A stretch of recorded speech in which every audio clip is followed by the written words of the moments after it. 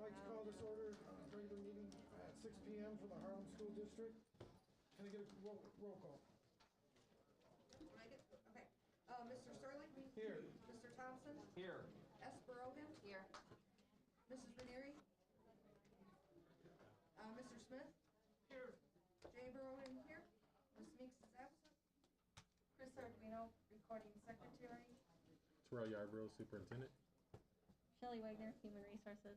Michelle Erb, Curriculum and Instruction.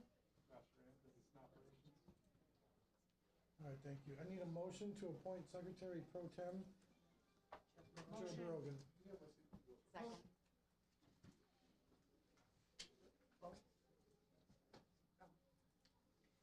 Mr. Thompson? Aye.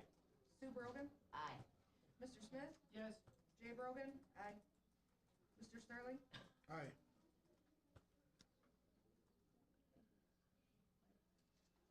All right, and now we're gonna, is Ryan ready here? All right, turn it over to Jason Boone.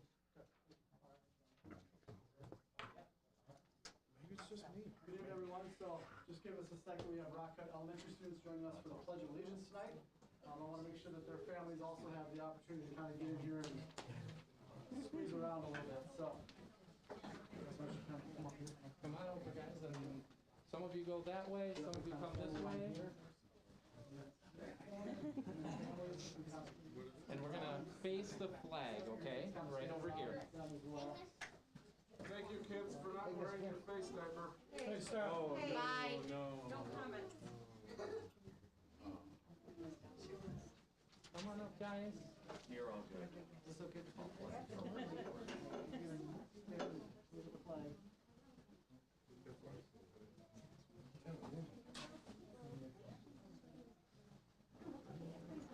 Come on up, Jocelyn. Right over there with everyone else. Kind of face the flag, okay? I think we got a few more. Come on in, guys. There you go. Everybody come on up. Kind of stand together. Simon, can you move down just a little? And then everyone else scooch down. Let's make room for everybody. Perfect. All right, so at Rock Cut, we are the proud home of our district's OLA program. So every morning we do the pledge in Spanish, and then in English, and then we do our daily creed. So every time we've ever come to the board meeting, we do all three of those, so it's a good routine. I'd like to introduce everybody first. We have William Ortiz, Connor Jensen, Gilberto Rodriguez, Nayelis Aponte, Jocelyn Keens, Riza Rendelman, there she is, Simon Humphrey, Jacob Brown, Harrison McCulley, oh, Harrison didn't make it, okay, and Blake Perot. Perfect. All right, ready? Yo prometo lealtad a la bandera de los Estados Unidos de América y la república que representa una nación bajo Dios, indivisible, con libertad y justicia para todos. And now the English version. I pledge allegiance to the flag of the United States of America and to the republic for which it stands, one nation, under God, indivisible, with liberty and justice for all. And now our daily creed.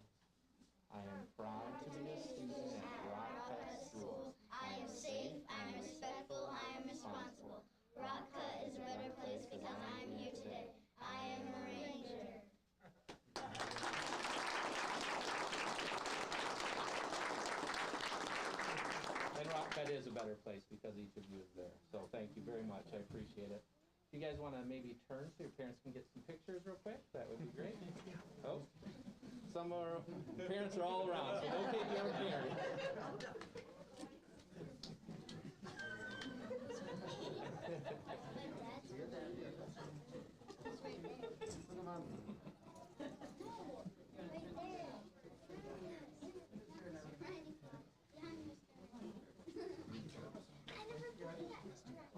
All right. I see most of the phones down. Great job, guys. Thank you, and thank you for inviting us. We appreciate it very much.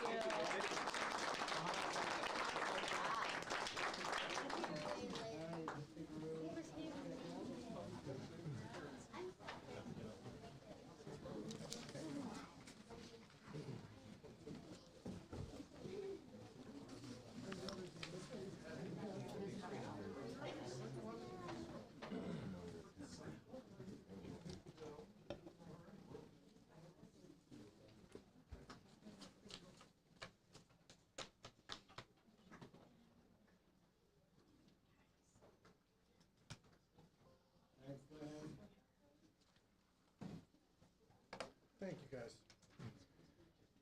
Thank you. All right, we'll need a motion and a second to approve the agenda. Motion.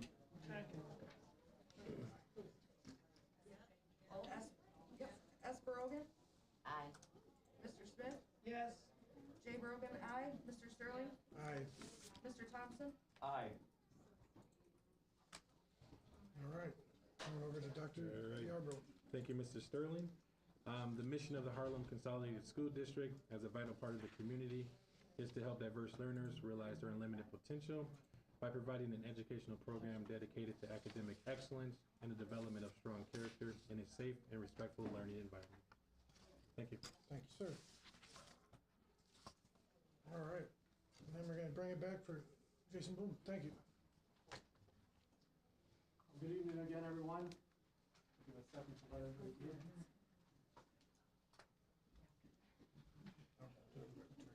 Sorry. Thank you. Families, you can kind of come in if you want to squeeze around over here too, you can. Well, good evening. It's my pleasure tonight to introduce to you the 2022 NIC 10 Varsity Dance Competition Team Champions. This group we're excited to have here in front of us. It's a familiar group. Unfortunately, our coach was not able to make it tonight. Mrs. Henderson had something that came up, and so she was unable to attend. But we're excited to introduce this group to you. They had a great season, obviously finishing first in the NIC 10 and qualifying to move on at that point. But before we give them a big round of applause, because I have a few shy people here. I looked for volunteers to talk, but none of them want to talk. So I am going to force them to say their names, though. So they're going to say their name and what grade they're in. You will notice that this is a group of underclassmen, and so that's exciting news because that means we're going to see them next year. So. My name's Emma and I'm a junior. My name's Skylar and I'm a sophomore. My name's Lola and I'm a freshman. My name's Lola and I'm a freshman. My name's Kaylee and I'm a freshman. My name's Annika and I'm a junior. My name's Kaylee and I'm a sophomore. My name's Zoe and I'm a sophomore. My name is Zeta and I'm a junior. All right. Well, on behalf of the Harlem School District and I'm sure everybody in this room, congratulations and job well done this season. You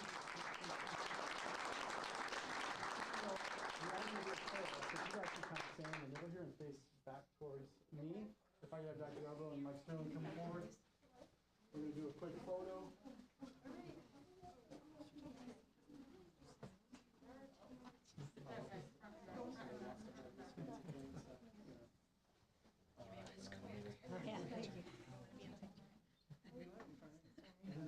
I'll get all the way real quick. Let me get one. All right, 1, 2, 3.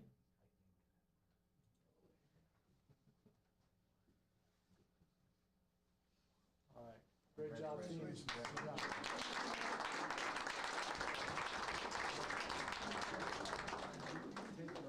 I can give it to your coach either way. Or we can fight over it.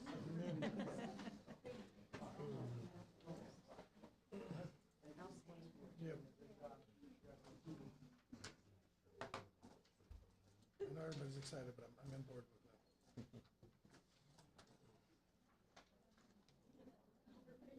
I've got one more.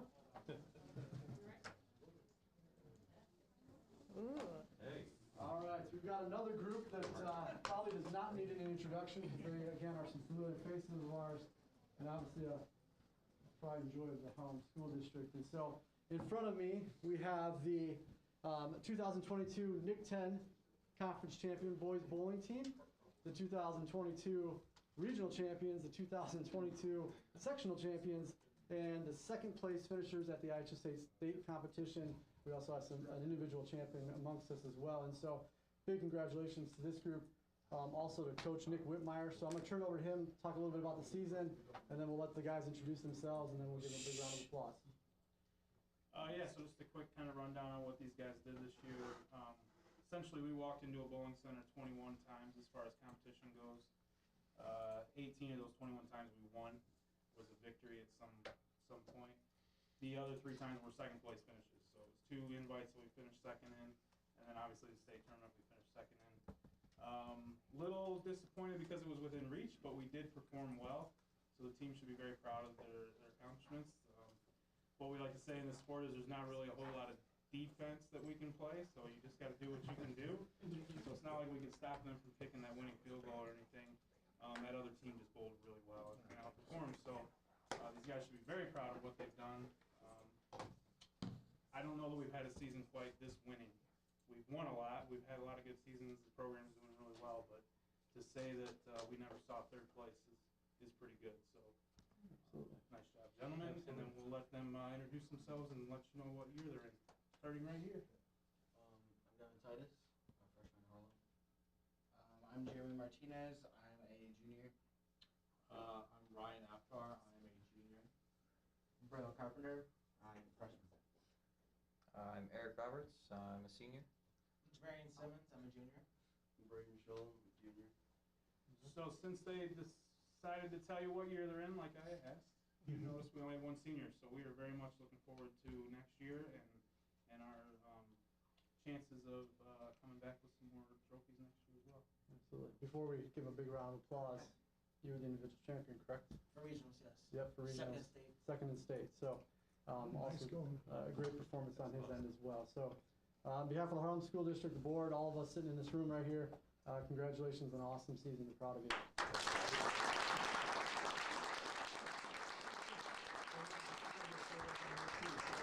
Turn around and face me.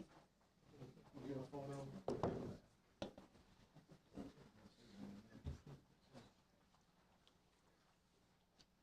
gonna probably need me to stand in the back. Yeah. You guys. All right. Here we go. Don't worry, let me see. 1, 2, 3.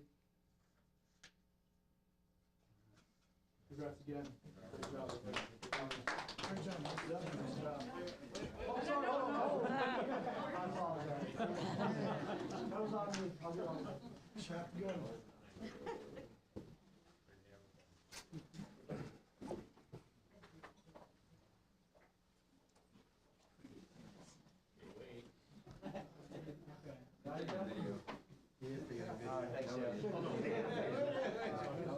You guys know how to shoot.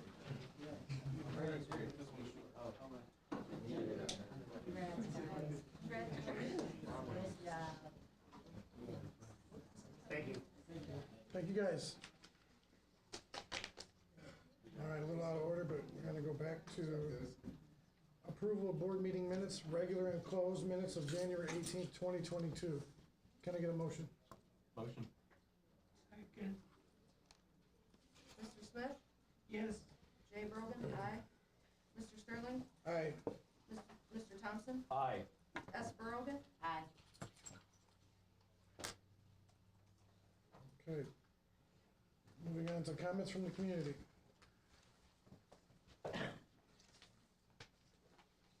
The Board of Education welcomes public comment as part of its regular scheduled business meeting. Anyone who wishes to make a public comment regarding an agenda item needs to complete this form. So that's what they did. Comments will be respectful and demonstrate consideration of others. Comments regarding specific individuals are inappropriate.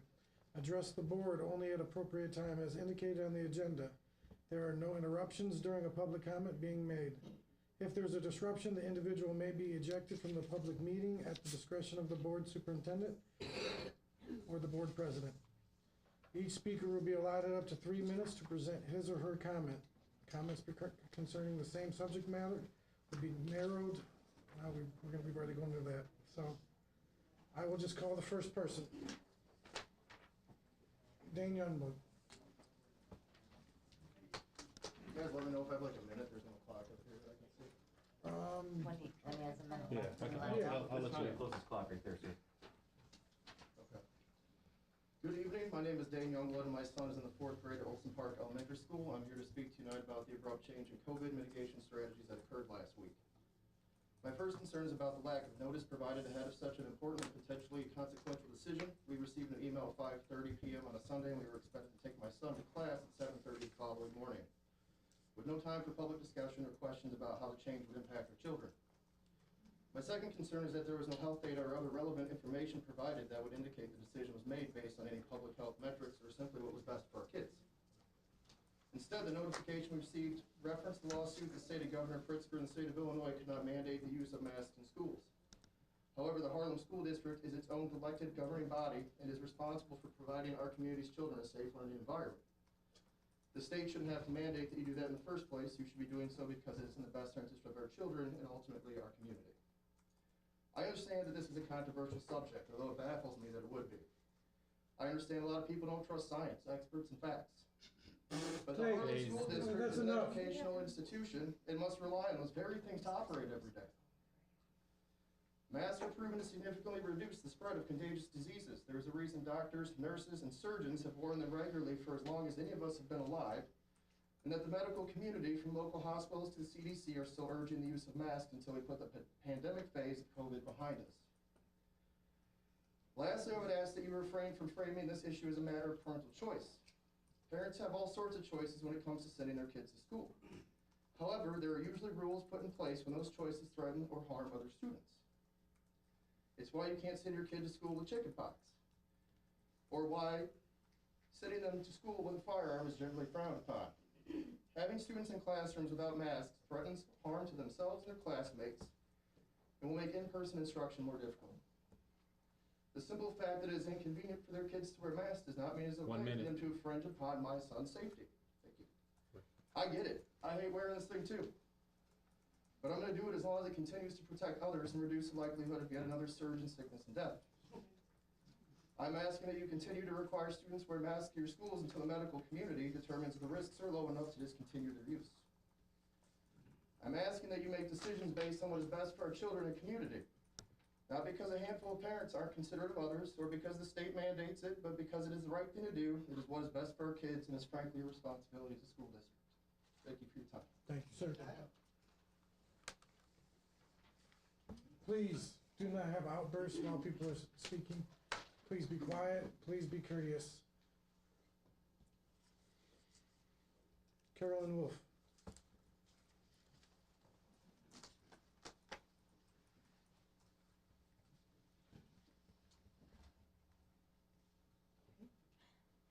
Touchy subject.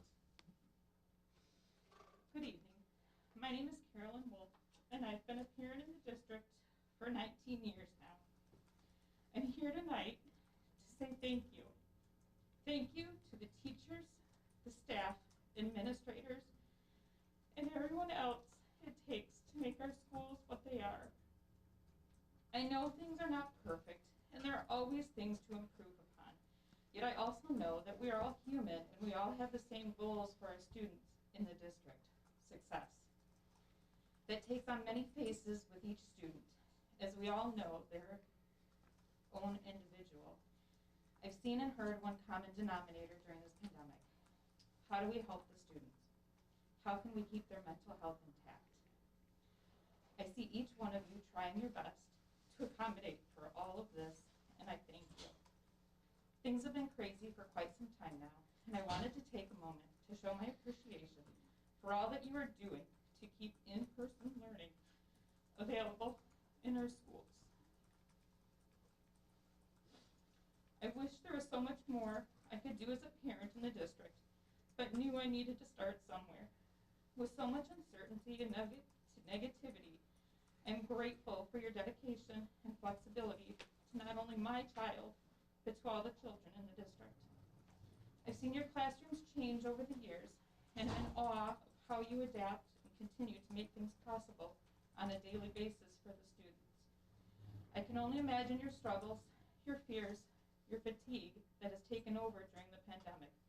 But I want you to know that I see you, I hear you, and I thank you for your strength, your passion, and your resilience as we continue to go forward. Thank you.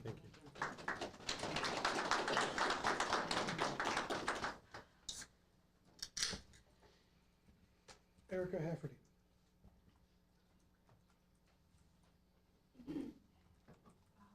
My name is Erica Hafferty, and I thank you for allowing me to speak tonight. I know it's been a few months since I've been here. Things happen. Firstly, I want to say thank you so much for the decision to make masks optional. I understand that must have been a very difficult decision, especially with both sides. It's definitely a controversial topic. My children have never been masked. I have disenrolled my children from... You guys have to stop, or you'll be asked to leave. I'm I serious. appreciate you guys. Thank you. I've disenrolled my children from the Harlem School District. However, my taxpayer dollars still go towards the Harlem School District. And so this is a very important topic for me personally. I actually have a medical exemption. I can't wear masks either. And so for me to be able to go into a school setting that my children are part of, there's 60 other students, they've also never been masked. Our teachers don't have to worry about masks, and we're thriving. Our children are thriving academically, relationships, they're making friends. My daughter had her very first birthday party this year because she actually could make friends and hang out with them and see their faces. Now, of course, you're wondering, oh, well, what happens if, but I don't want to live in fear. We shouldn't live in fear. We never feared the flu or something like that. And those had far higher death statistics for children than we're dealing with currently with COVID. And the fact that we are more or less causing Munchausen's by proxy on our children and saying that they're sick and diseased, it's wrong. It's unhealthy. And last night, I was actually at the Rockton School Board meeting last night, and the biggest concern was, how do we transition from everybody wearing masks to none? I feel that that's something that really should have been discussed before they even implemented it in the first place. It's something that they didn't think about. Okay, we're looking out for our children's physical safety, but what about their mental safety? What about their behavioral safety? What about their, we're seeing a higher instance of speech delays and behavioral problems with the masks. Okay, but why wasn't this discussed ahead of time? And I do believe it should be parent choice. I'm not saying get rid of the masks altogether. If you want to wear a mask, wear your mask. If it works, great, it'll keep you safe. But don't force my children to wear masks to make you guys comfortable. I don't feel right making my children wear masks, ever. And I don't feel that other parents that don't want to wear masks, their kids, they shouldn't have to make that choice.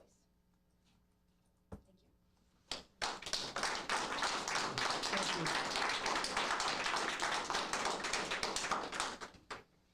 Sherry Cahill.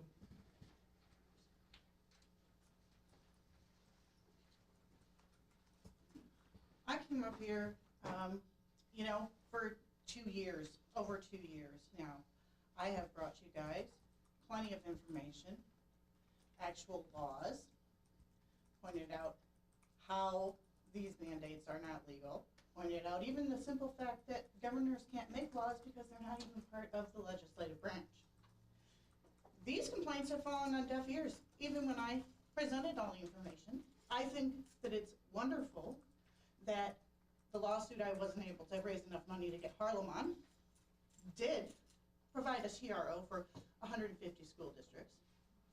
I think it's a smart choice. This certainly helps protect you from legal repercussions for you to follow suit now that it's very obvious and you can no longer ignore the fact that the law is the law. And we live in a free land, which means we all get free choices. You might not like my choices. I might not like your choices, but you get to make them. That's what freedom is. It's not, you can make choices as long as it's what I want. You will treat your kid this way even though you find it abusive because we're going to tell you to. and we're gonna fight you tooth and nail on it. Now, I understand that the teachers union is making an attempt, led by some individuals, they want to strong arm Harlem into saying, hey, that TRO isn't towards you. So now we need to go ahead and go back and try and force people and take their freedom, take their civil liberties from them. We're gonna take these civil liberties from the children before they have a chance to even learn how to stand up for them. And we're gonna try and get these parents to let us just walk all over them and their children. I'm gonna tell you right now, I know I can guarantee that I can get the money this time to make sure Harlem's on the lawsuit. And I will make sure that our children have freedom before I get out of this state and move to a free state. I would hope that since you guys won't do things for the moral reasons, that you will realize now that all the laws I've presented to you for the last 2 years are indeed laws, and they will be followed, and there will be repercussions for people who choose not to follow the laws. And frankly, I think all of you that pushed so hard to not follow these laws, even after being shown them, owe everybody who has shown them to you and appealed to your morals and appealed to the law for the last 2 years a big apology. Thank you. Stephen Fertitta. Hi, school board. My name's Steve Fertitta, 40 years old, second generation Harlem kind of graduate. I'm raising 2 daughters. They both go to Harlem School District 6 and 11. Monday was the very first day that my kid ever went to school without a mask on. She was the only one in her class. She was completely ecstatic about it. She doesn't come home and crash for 2-3 hours because she's been breathing her own carbon monoxide in her mask all day.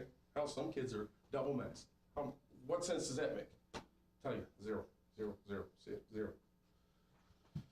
Now, my oldest daughter almost had an anxiety attack, which I used to think was just complete rhetoric and an excuse to throw a fit. But I seen it firsthand. She tried to sneak a mask in her backpack. Tried to sneak one to school. That's like self-subjugating yourself to this. You want to wear it? Fine. Don't make my kids wear it. They're not going to wear it. I'm here to tell you, all of you today, that my kids will not be going back to Harlem schools at all with a mask on. So don't even try. We're going to have a big thing. You've seen what's going on now. I don't want to be confrontational, but I'm just letting you know my foot is down. They will not be wearing masks again. Your doctor, yes, PhD? Yeah? Keep talking. Okay, I was asking. I mean, don't say right stuff. Just keep talking. All right. Just keep talking. You're a doctor, right? You say follow the science. I'm sure you're on board with that. What about the psychological science? What are we doing to these kids? My kid about had a panic attack because I made her not go to school with a mask on. She about had a panic attack. And I had to steal her backpack waiting for her, with her at the bus stop. I had to steal her backpack, and I knew she snuck one in there. Took it out and sent her to school. You know what she did? She came home, she goes, Dad, you know what? You were right. I said, I know I was right. To be a leader, sometimes it's lonely at the top. To do the right thing morally. You guys all remember what morals are, yeah? Yeah? You? Everybody? Okay. We need to be more morally adept to what we're doing to these kids here. You're screwing up their psychological conscience. You've seen them. I'm sure you've seen at least one person. How these kids can't even go outside without wearing a mask on. You programmed them. You guys realize that? You programmed our kids with fear. Fear of a virus from people who ain't sick. Do you understand that? Now, where's the science on that? That's Psychology 101. Okay? Since we're in Black History Month, let's get to this too. Back in the day, the slaves, the Barbary pirates that used to buy slaves from Africa would muzzle the slaves with something just like what you guys are wearing right now to psychologically affect and take away their identity. Look it up. You guys are teachers. You should know it. Study history. All right, thank you, sir. Yep. Have a good one.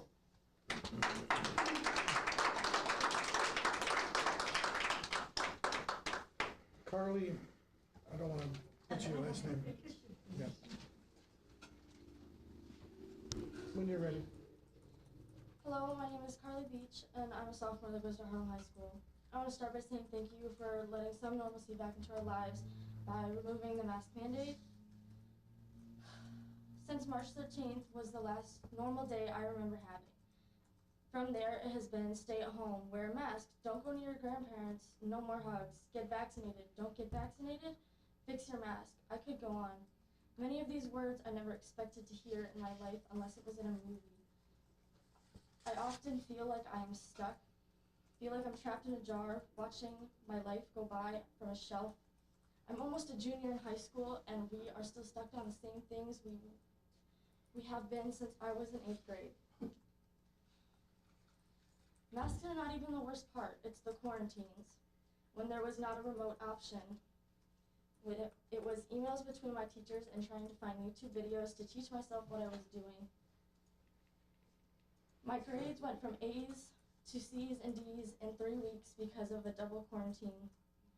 I'm also a 3-sport athlete, and wearing masks and all of those is not an easy thing. This last week of my basketball season was the first time I got to see my teammates' faces in 2 years. Back to school. 2 years ago, I was a straight A student. I loved going to school, I loved to learn, I loved to listen to my teachers talk about what they loved. But now, I don't feel that way anymore. I hate staring at my computer all day, and I miss the way things used to be taught. But now I'm just going through the motions. This was so much worse when we went remote. I might work for some people when there's Google and an easy way to cheat all day, but that's not me. I like to learn, and I want to learn. I hated having homework, and then when I had to do all my work from home, it was so much worse. It's just not what works for me and many of my peers. I have many friends that struggle with mental health from this, and myself included. It's not all because of COVID, but a great deal has to do with that.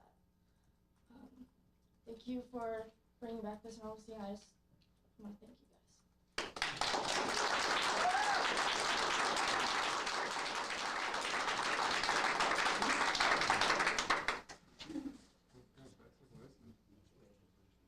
Madeline McKenzie.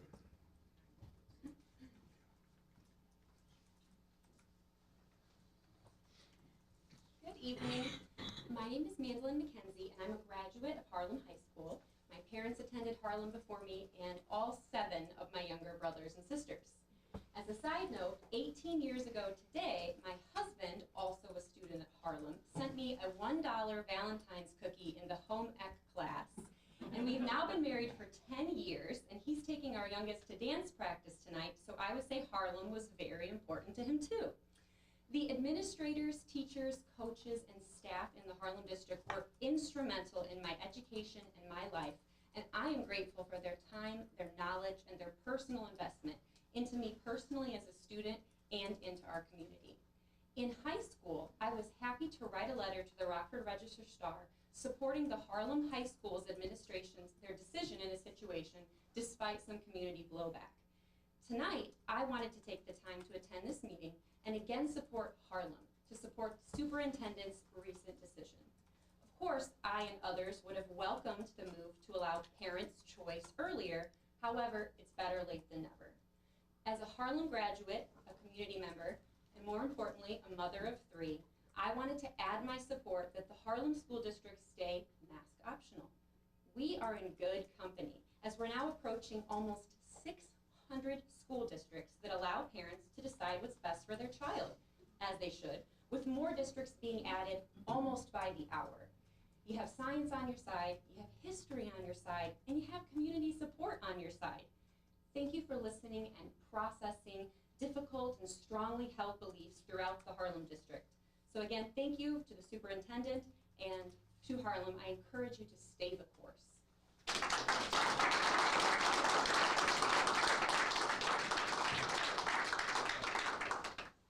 Heather Sharp.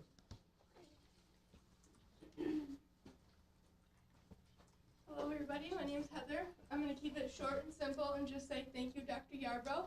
I do want to make one thing clear though that I did here. In hospital settings, surgeon settings, on the operating table, they do not wear masks to stop the spread of a virus. They stop it to stop particles from falling in when they're doing surgery while they sneeze, cough, whatever. Again, thank you.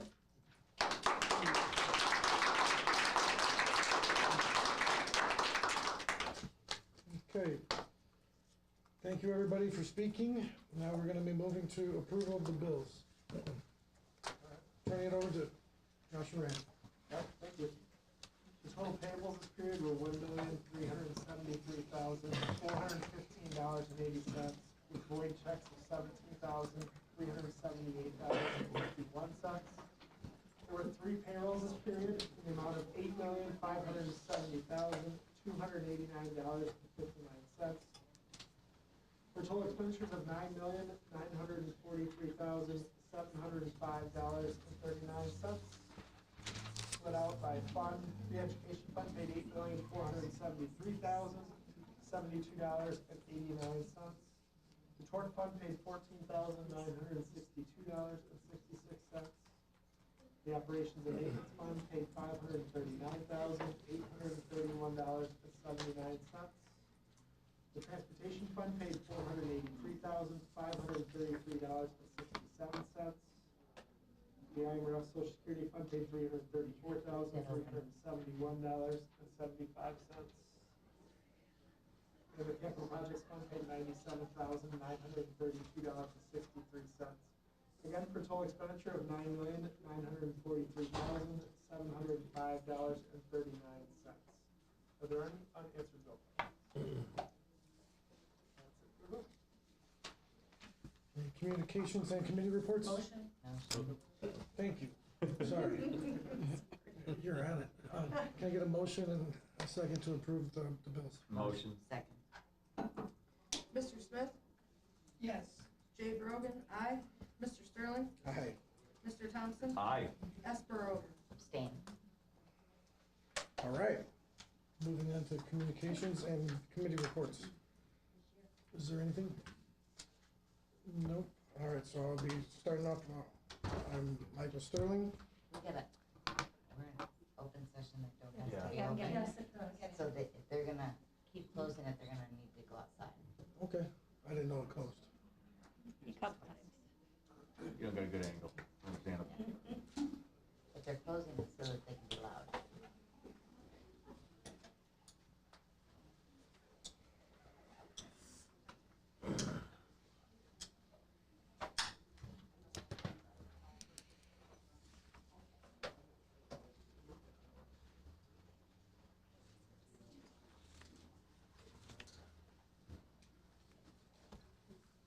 All right, so communications and committee reports. Take 2 or 3. I am Michael Sterling, board president. Our next regular board meeting will be February 28th, 2022 at 6 p.m. This one will be going over the superintendent's evaluation, self-evaluation that will springboard us into the March meeting. So when you see that, there won't be anything really else on the agenda at the moment. So just so you guys know, it'll be that's what we're going to be going for. Did you Larry? All right, I just want to make sure. Sorry, sometimes I can mumble. I want to give recognition to the Harlem competitive dance team. They are champs in the Nick 9, Nick 10. The Harlem's boys bowling team getting regional, the conference, the sectionals at second in place and their accolades, and they're going to be doing that as well for a long time going forward.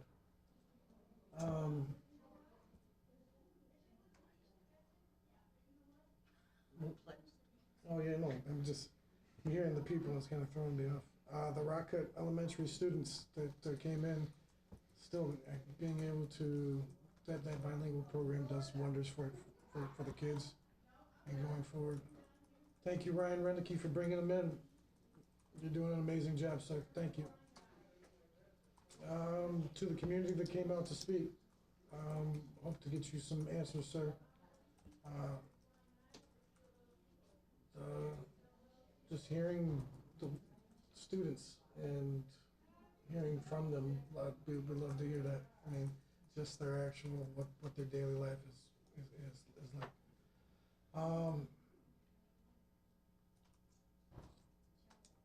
We're in an ever-changing environment, as we can see by the emails and texts and court rulings that come down at the moment. At that, I will turn it over to Jill Brogan. Thank you. I want to say thank you to Rock Cut and Mr. Renicky. The kids did a great job. Love hearing it in Spanish and English. Congratulations to the boys bowling and the competitive dance team. They did a phenomenal job. You know, I was able to see the competitive dance teams dance, and it was truly breathtaking. They did phenomenal. Thank you to the comments from the community. And then, let's see, the next policy committee meeting will be February 22nd, 2022 at 6 p.m. Since Evelyn's not here, I'll do the equity and social justice. The next equity and social justice meeting will be February 24th, 2022 at 6 p.m. And that'll be at the high school. I'm sorry, what day? February 24th. Because in here it says the 22nd. I see 22nd. That's policy. Oh. Oh, yeah, she skipped ahead. You're right, I'm sorry. Yeah, I said policy already, and then I went to the equity. Got both of us. Great minds think alike. At W145 at the high school. That is all I have. Kurt? Sure. Yeah, I'm just going to echo the fantastic accomplishments of the dance team and the bowling team. It's just fantastic. The fact that I have been here almost a year, this is the first time we were able to actually get students in to do the pledge is fantastic. I think they've been here before, but I might have been gone. So it's just great. Hopefully we get to continue that. It's always nice to see them on the screen, but it's so cool to have them actually here in the building. And that's excellent as well. Additionally, I'd like to say that with all the emails that we've gotten from everyone at other sides, there are lots of different views in different directions, but there's two things I want to call out there. One, everyone has been very respectful, and that's important. You can't say that in a lot of areas that are in this crazy country right now, and the fact that the Harlem area is able to do that and do that respectfully is something to be commendable, that we can all speak. And two, every single one was about our students, your children, and that you want what's best for them. And that's exactly what us as a board is trying to do as well. And we're working towards that. It's complex. There's no easy answers to all of this. We're navigating this stuff just like you guys. We know that it's really hard. There's no simple path. There's no easy answers. And we're working to do the best as a board to do that. So I wanted to call that out as I see through these. We're reading all of them. It's hard to call out anything specific, but when you go through these, get that consensus. I think that's important. So I just wanted to call that out as well. Also, all those that are performing in the Kaleidoscope performances right now, I know Josh is as well as excited about that one. Our daughters are performing right now as we speak. So congratulations, I'm sure it's amazing. I'll see the video later here. And lastly, and the most fun out of all of those, the next Business Service Committee meeting is going to be March 2nd, 2022 at 6 p.m. Last one was a blast. Come on over. We got to look at slides and talk about ovens. So I can only imagine what the next one is going to be like. You missed all the fun. So here's your next opportunity. Slides, ovens, and numbers. Exactly, exactly. So March 2nd. We'll see you there, guys. And that ends my report. Thanks. All right. Thank you. I'm sorry I missed that. Man. We'll have it from back. Yeah. Yep. There will be an education committee meeting though tomorrow that I will not miss. I would not miss it for the world. So everybody is welcome to join us at the education committee. I just wanted to say a thank you. Also, it was just terrific to have the boys bowling team and the young ladies dance team in here and the accomplishment that they have made. And that's just another point of pride, I think, that, and it shows that in spite of the situation that we're in with this whole COVID thing, those kids still do stay focused on what's important to them and have some terrific accomplishments. And I'd also like to thank Josh. I truly appreciated the way you went through that. I've never seen anybody clear a room like that before. That was crazy. Do it each month. I wouldn't take it personally. It's been 14 years of cleaning the room. But I did want to take a minute to also address the TRO that came up on February 4th. And this temporary restraining order or injunction, the purpose of the case was for an injunction against specifically the executive orders 18, 22, and 24. They had to do with masking, vaccination, testing, and quarantine of close contact. And the judge stated right at the beginning that there was a strong interest in stopping the spread of the virus, but that doesn't allow our government to act unlawfully, even in the pursuit of these desirable ends. So Judge Grishaw established what the standard was for issuing such a restraining order or an injunction. And when she went through all of the different levels when determining, looking at all the legislation associated with it, what the court found was that it was the due process rights of people that were being violated. It really had nothing to do, and she specifically said, it had nothing to do with the merits of those decisions, but it had everything to do with due process. And that's something that I've talked about from the very beginning, was how important it is to follow due process, and how important it is to follow those established policies and procedures. And her decision was made because she found that those due processes that were in place to protect the citizens of Illinois were not followed.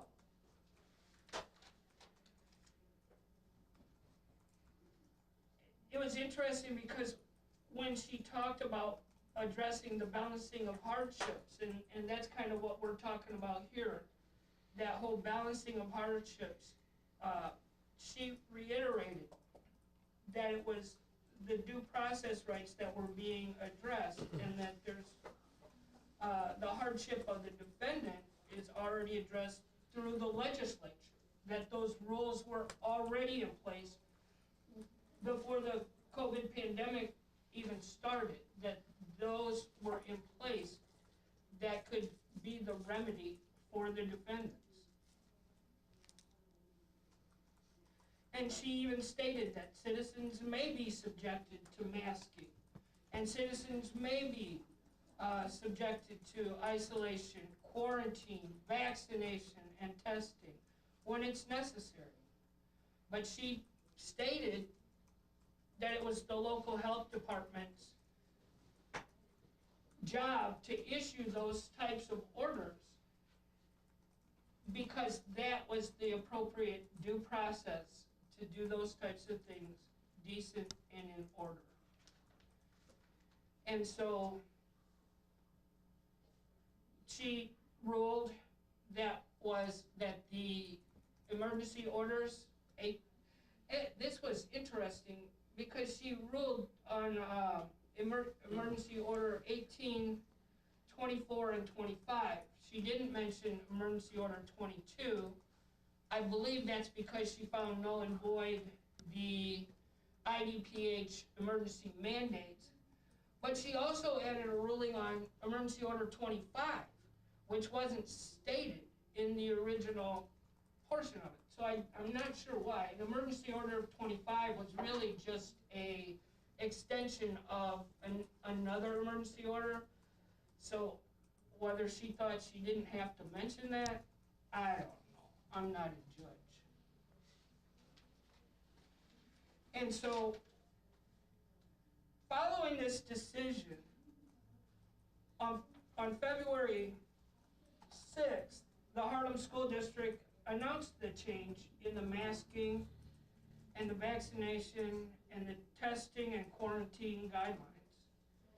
And since then, I have received numerous emails, and I have heard many comments from both sides, from people who think that it was good that the temporary restraining order was put in place, and I heard on the other side that it was bad that these things were put into place. And I appreciated all of those comments. I do. I read all of them. I'm sorry I couldn't respond to all of them. But what I heard in some of these, and I agree with Mr. Thompson, for the most part, very respectful. But what I heard in some of these comments, and what I have heard in some of these comments, was an attempt to dismiss or vilify even those that didn't agree with their position on the issue. And that is really the greatest concern to me, because we are a community. We live and work and study together. I have always found it's easy to get along when there aren't any problems, you know, when everybody agrees on everything and it's just really happy. But where we really have to show our mettle is when we don't disagree and we need to move on in spite of differing ideas and values and opinions.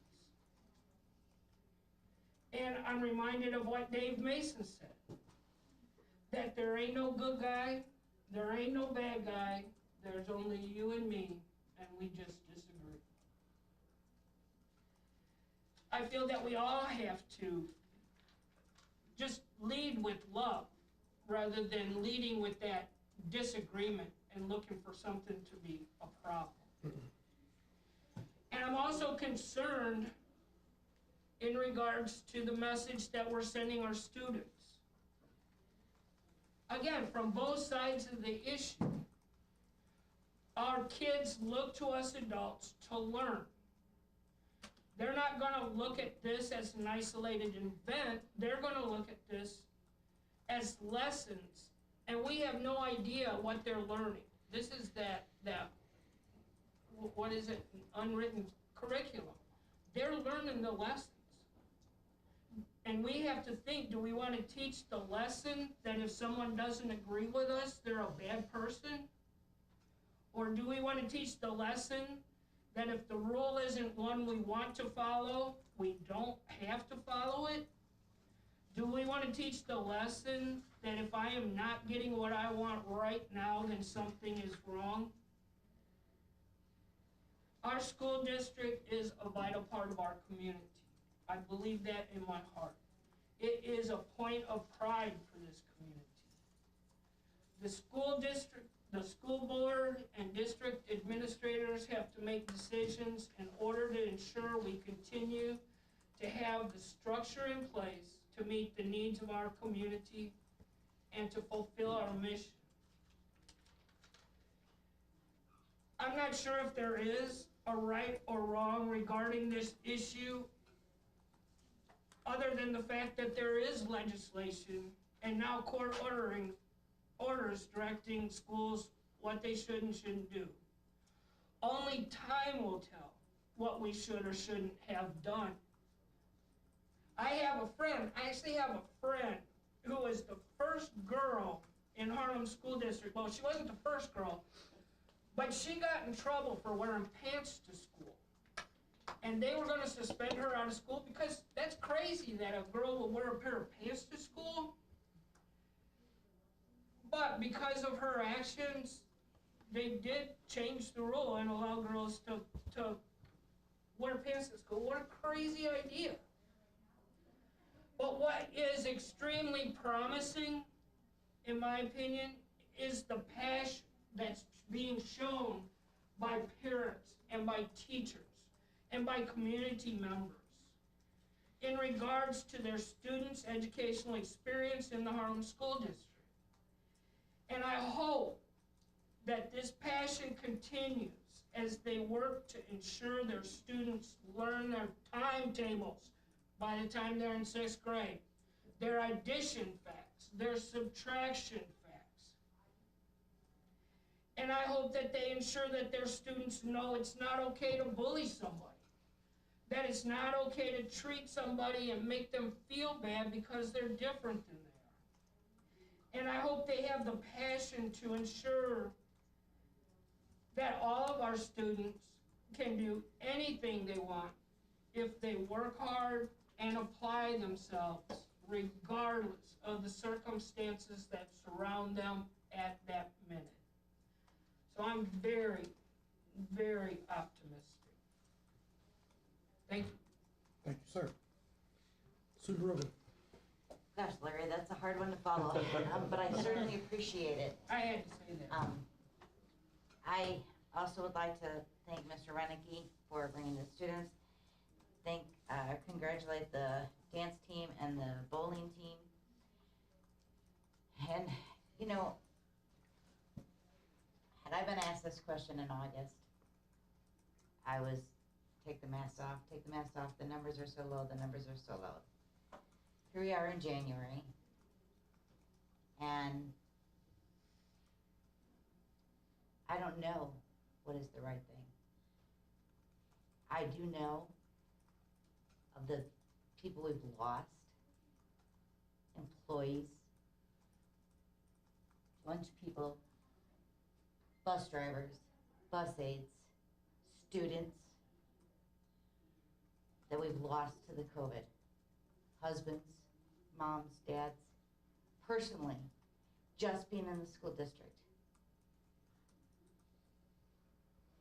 If we don't have teachers to teach, if we don't have students to learn, I think that's our biggest mistake. The mask doesn't protect me from the virus. The mask protects you from getting the virus from me. If I cough or sneeze, my germs will not go towards you. As they so eloquently said, that when they do surgery, they wear the mask so when they cough or sneeze, it doesn't go on the patient. The same thing applies here. When a person is wearing a mask and they cough or sneeze, it doesn't go on somebody else like myself who's diabetic. Or like the child that's diabetic, or the child with any of the other autoimmune diseases. It's a tough call, and it's a fight. Personally, I'd love to take my mask off and leave it off all day long. But that's not fair to you for me to do that. Personally, I've had school bus drivers whose husbands have died, and they sat there and watched, paramedics sat there and watched him die because they wouldn't touch him because he had COVID. It's got to be the hardest thing in the world for that poor woman. Or how about the 5-year-old from Rockford Public Schools who died with COVID?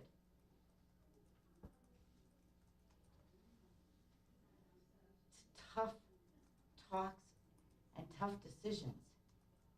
And I'll give up my right to breathe unmasked air to protect you. And I guess I'm just ashamed that there are so many that feel that their right is more important than somebody else's life. That ends my report. Thank you. Administrative reports, Dr. Thank you. I have 4 travels. The first 2 I had emailed the board because I received them after the last board meeting and they were taking place before this one.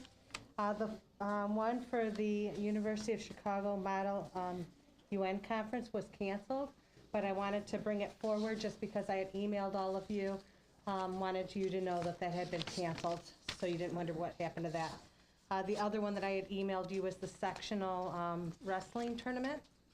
And we did have one individual who qualified, so I am asking for their travel this the 17th, and they will return on the 20th. Congratulations to Marshall.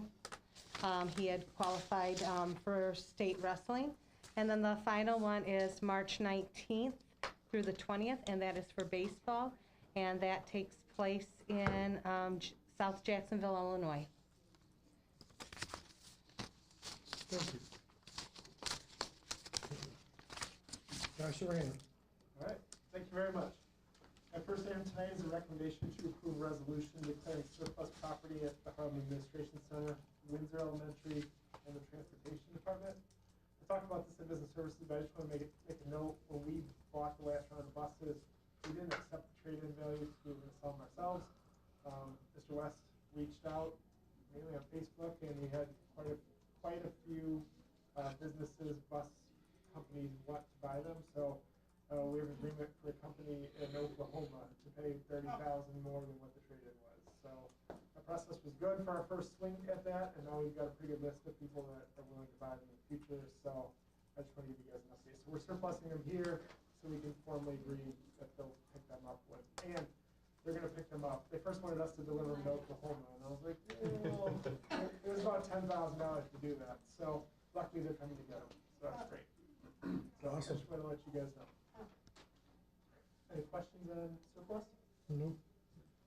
All right, next is the recommendation to approve a facility request. So we have an 11U baseball team, roller derby practice, girls track, lifeguard training for Six Flags, and varsity softball in there. Question, Yes. does, when I read that, you know, I thought about, Kim, is it okay to roller skate?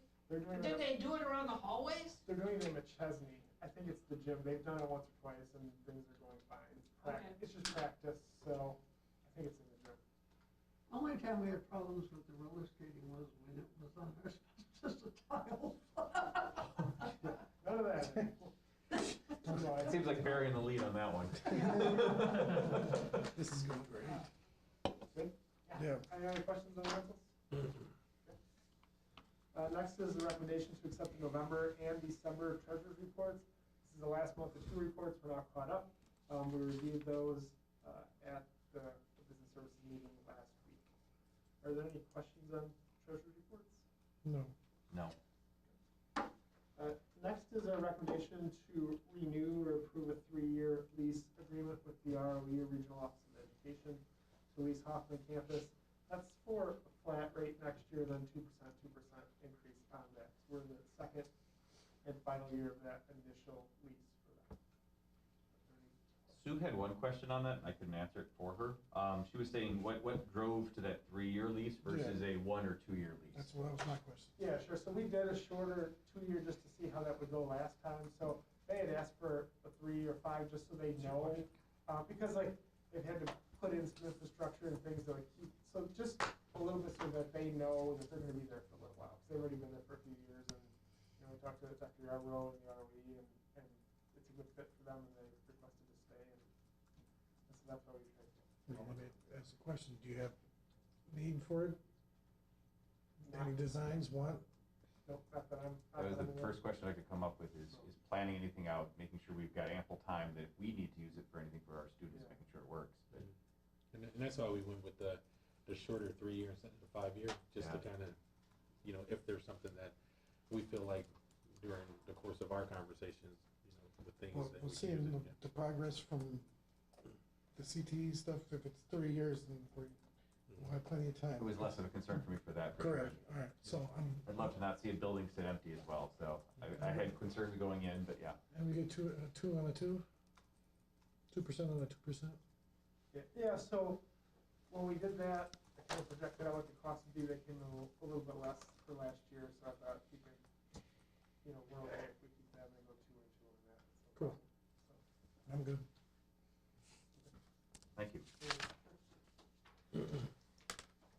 All right, the next recommendation is to approve an agreement with ASM Rockford for the rental of BMO Harris Bank Center on Saturday, May 28th, 2022 for graduation ceremonies at a cost of $2,500 plus labor cost. That is a $1,000 increase on the base rental, but it's been a couple of years, and I think it's good that we're really back there. So. Well, what did it cost us last year? 10? Yeah. Last year was a little special. Well, I know. Yeah. This ends up being about 7 once you add everything into it. So. Right. I want the fireworks display. I guess the fireworks, right? Any questions on that? The timing and everything like that has all worked out like you'd mentioned. We got the correct time in the morning. We have the morning time, yes. There was a slight panic there for a minute when it came back at the afternoon time, just a typo. So we were good. We got that corrected. All right, thank you. Next is a recommendation to approve Johnston's year review for Harlem Middle School for the 2022-2023 school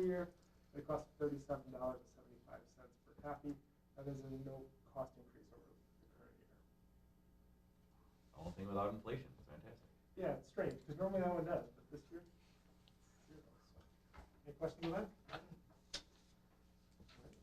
Next is a recommendation to approve Brain Pop and Brain Pop Junior digital subscriptions for a 1-year cost of $23,256 paid for with Title I funds. We talked a little bit about business services because this is more than it was in the past, but we've added buildings, we've added where they have the combo service in there, and Becky loves to answer questions. So if you have any questions on Brain Pop, she's happy to answer those. I think the one thing to call out that I had was that we're renewing it or bringing it back after it lapsed. There's no additional charge because it's after it's lapsed. We're expanding it out. Wasn't it Brain Pop Junior, and wasn't there one other one they were including as well for? Oh, yes, there was a, there's the other one. Sorry, this one of the reading A to Z. Oh, is that Yes. where, Yeah, did I cross some wires in there? No, I think you're right. It was this one. Because that's a different company reading A to Z. Oh, you know what? It's down on the second one. There's a special ed program at the high school. That's included. Okay, that is Yes. with the Brain Pops? Correct. Good enough? Yep. Next is a recommendation to approve an online teacher license with Reading A to Z for a cost of $3,456 funded by Title I and ESSA II. And Science A to Z for a cost of $972 funded by Title I. There's a memo attached from Becky Logan, just laying out a little bit about those and the number of classrooms that are going to use that service. Any questions on that? Next is a recommendation to approve an agreement with UCLA to provide professional services for implementation of an early development instrument for a cost of $15,000, and this one will be written into ESSER 2. So there's a memo on here from Jason Boyd and Aaron Anderson just explaining this a little bit, and then there was the actual UCLA services agreement attached to the board meeting also. Any questions on that? No. Next is a recommendation to approve an agreement with Monica Genta to provide virtual professional development at Harlem Middle School for a cost of $4,250 paid for with Title II funds. A question came up with business services is could this be expanded to the high school because this is coming in on this school improvement day. And she did follow, Jake did follow up with her. She did say that if that fits in the schedule, other people can join for the high school. Perfect, yeah, so it being remote, there's no reason, if it's remote, we can expand it to as many people can join, so if anyone else can take advantage of that, we can just get a note out to any students, administrators that want to take advantage of it, see what they can do, unless they've got something, equally scheduled that day, I'm sure there Yes. might be some other activities. Yep, thank you. Any other questions on it? All right, next is a recommendation to approve a 1-year agreement with Panorama Education for Harlem Middle School MTSS team at a cost of $16,500 paid with Title I funds. Jake was actually able to make it to business services, and so he spoke a little bit about that. It was originally going to be 3-year or 3 1-year agreements, but he scaled that down to just, we would just do that 1 year at a time. So he has a nice summary in there about what this service covers for that money. And this is Title I School Improvement Grant Funds. It brings in a lot of services and almost acts like a database or kind of allowing that data to be more readily used, which should hopefully save some of our staff some time, which is awesome, and not doing any, busy work essentially. So at a year, we'll see how useful it is. Other schools have vouched for it. And again, anytime we have anyone that's able to come in, it can actually give us like a description of how these programs work was fantastic. I really, really appreciated that. And that way we're not looking and reading and making any assumptions on our own. Yep, absolutely. Any questions on that? All right, so my last item is a recommendation to approve electricity bid services and an approval for the CSBO to lock electricity rates. So we currently have electricity bid out there scheduled to open on Thursday. But the way electricity works is it's not something that can be held. It's only a 1-day thing. So we do have a consultant that we're working with, an independent consultant who has helped us put together the bid docs. And I spoke with him this afternoon. Because he was the one that recommended, we had been locking those rates, and he said if you had just been hour to hour, you would have had a savings, so we went to hour to hour. So right now, he said that rates are trending a little bit higher, because I said, well, what are you thinking? Like, do you think you'll recommend that we lock? And he's leaning towards that we're gonna let this roll, but he wants to see what the information comes in at, and he's the one that recommended we not lock last time. So I really trust that he's doing this on a daily basis, and we'll open those, if you guys are okay with it, make a decision, and I'll bring that back and let you know. Or I'll say, you know what, we didn't lock anything, we're gonna roll it on the hourly right now, and then we'll go out to bid when prices are what he deems a good rate. He did say that the market is a little messy right now, just with everything, but that the longer you go out, the more rates go down. It's kind of like an inverted curve right now. So, but I just want to let you guys know that it's not a guarantee that we're gonna lock anything, but we have to see where the bids come in. And it's good to go through this process because he gave us the bid evaluation tool to put that out and a pretty long list of companies to send it to. So we feel like we'll get a good rate. And I will follow up. Do you want to call out just how you found that person specifically, how he's not working for anyone in particular? Because I thought that was kind of interest in how he's being basically paid for his efforts. So some of this came up when we were doing the solar project, and we had been with an electricity broker for a long time, and it became clear that we needed someone to make decisions on our best interest, not the electricity company's best interest. So the solar company actually recommended him as someone that they work with to do some of this work. So we reached out, and he's not tied to any vendor, and so I had some conversations with him, and because bidding electricity and locking electricity rates is fairly complex, and if you don't do it all the time, it can be a little confusing. So having someone who's an expert in that is really helpful. So we reached out, and he's been a great help. Awesome, thank you. Any other questions on this? That is my report. Thank you.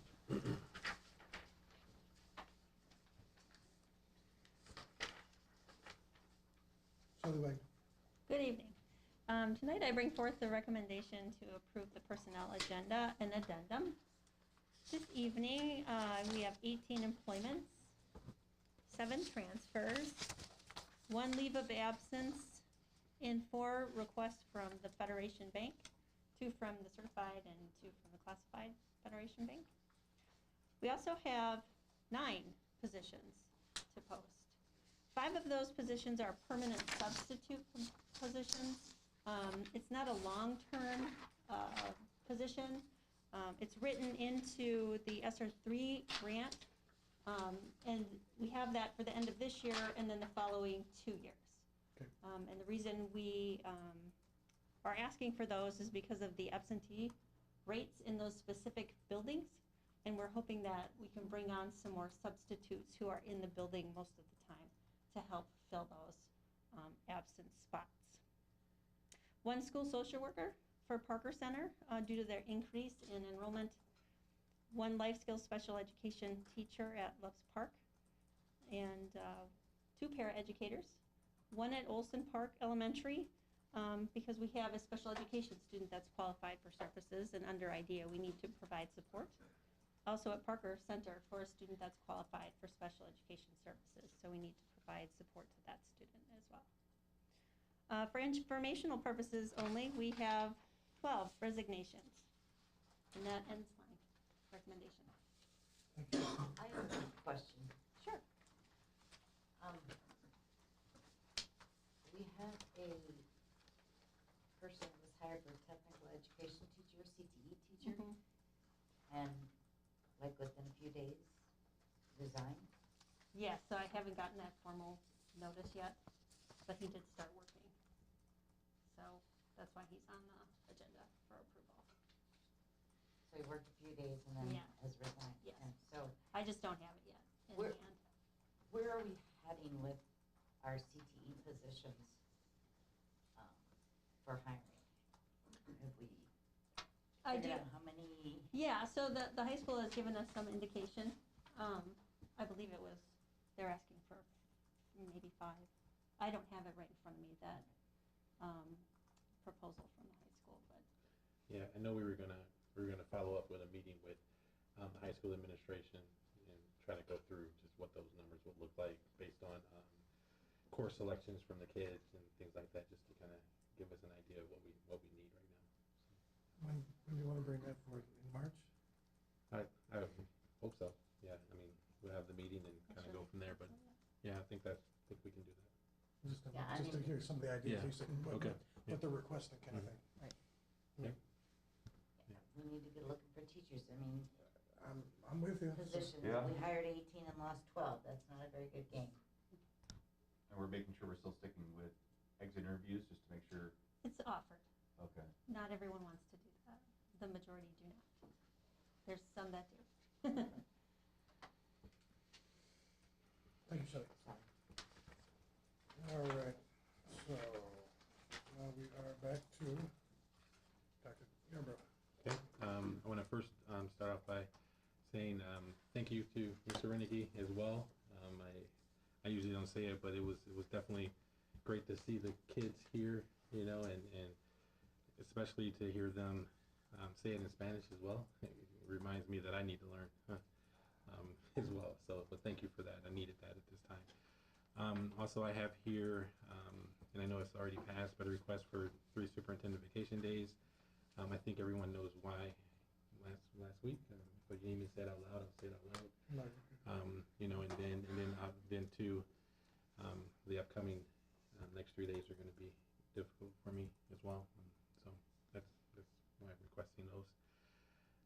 Freedom of Information Act request dated 1/18/22, submitted from the Illinois Retired Teachers Association, requesting retiring certified staff names and email addresses, and the district responded on 1/19. That's all I have.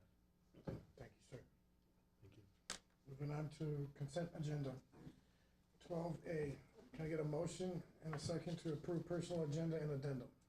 Motion. Second. Jay Brogan, aye. Mr. Sterling? Aye. Mr. Thompson? Aye. Esperogan? Aye. Mr. Smith? Yes. 12B, approve student travel requests. Can I get a motion? Motion. Second. Mr. Sterling? Aye. Mr. Thompson? Aye. Esperogan? Aye. Mr. Smith? Yes. Jay Brogan, aye. 12C, approve facility request. Can I get a motion? Motion. Second. Oh, that's me. Mr. Sterling? Aye. Mr. Thompson? Aye. Esperogan? Aye. Mr. Smith? Yes. Jay Brogan, aye. Action items. 13A, approve resolution declaring surplus property. Can I get a motion? Motion. Second. Mr. Thompson?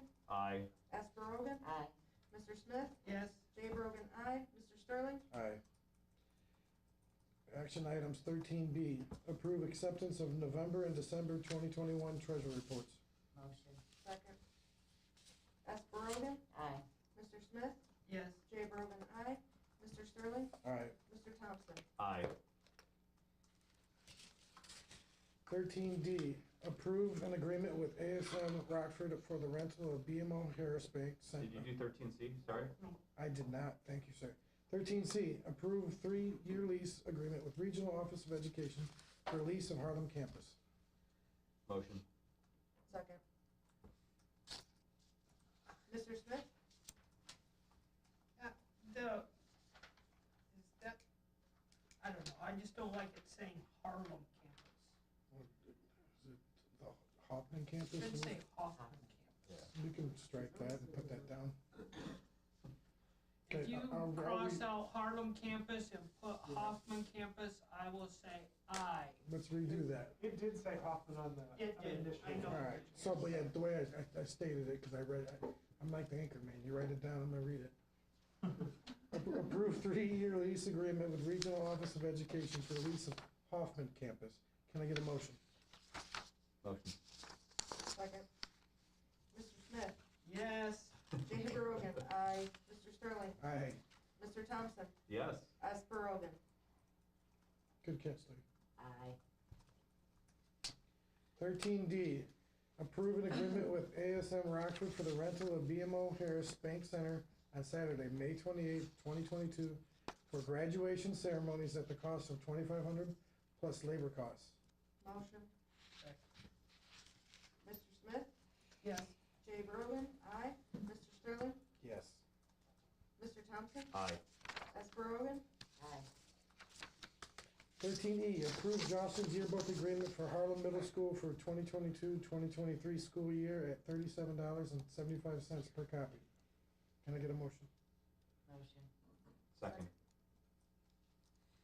Jay Brogan, aye. Mr. Sterling? Aye. Mr. Thompson? Aye. Esper Rogan? Aye. Mr. Smith? Yes. 13F, approve Brain Pop and Brain Pop Junior digital subscriptions for 1 year at a cost of $23,256, paid with Title I funds. Can I get a motion? Motion. Second. Mr. Sterling? Aye. Mr. Thompson? Aye. Esper Rogan? Aye. Mr. Smith? Yes. Jay Brogan? Aye. 13G, approve online teacher licenses with reading A to Z for cost of $3,456, funded by Title I and ESSER II, and Science A to Z for a cost of $972, funded by Title I. Can I get a motion? Motion. Second. Mr. Sterling? Aye. Mr. Thompson? Aye. Esper Rogan? Aye. Mr. Smith? Yes. Jay Brogan? Aye. 13H, approve an agreement with UCLA to provide professional services for the implementation of early development and instrument EDI for a cost of $15,000. Can I get a motion? Motion. Second. Mr. Thompson? Aye. Esper Rogan? Aye. Mr. Smith? Yes. Jay Brogan? Aye. Mr. Sterling? Aye. 13I, approve an agreement with Monica Genta to provide virtual professional development at Harlem Middle School for a cost of $4,250, paid with Title II funds. Motion. Second. Esper Rogan? Aye. Mr. Smith? Yes. Jay Brogan? Aye. Mr. Sterling? Aye. Mr. Thompson? Aye. 13J, approve 1-year agreement with Panorama Education for the Harlem Middle School MTSS team at a cost of $16,500, paid with Title I funds. Motion. Second. Mr. Smith? Yes. Jay Brogan? Aye. Mr. Sterling? Aye. Mr. Thompson? Aye. Esper Rogan? Aye. 13K, approve electricity services bid for the CSBO to lock electricity rates. Motion. Second. Mr. Smith? Yes. Jay Brogan? Aye. Mr. Sterling? Aye. Mr. Thompson? Aye. Esper Rogan? Aye. 13L, approve request for superintendent vacation days, February 9, 10, and 11, 2022, February 16, 17, and 18, 2022. Motion.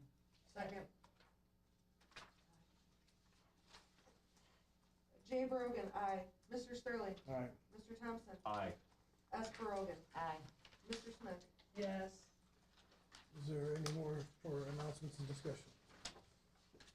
I need a motion and a second to go into executive session, closed session, to discuss employment of personnel, 5 ILCS 120-2C1, negotiations, 5 ILCS 120-2C2. Can I get a motion? Motion. Second. We gotta do a. Yes. Okay. Mr. Sterling? Aye. Mr. Thompson? Aye. Esper Rogan? Aye. Mr. Smith? Yes. Jay Brogan? Aye. All right. I'll give you 5 minutes.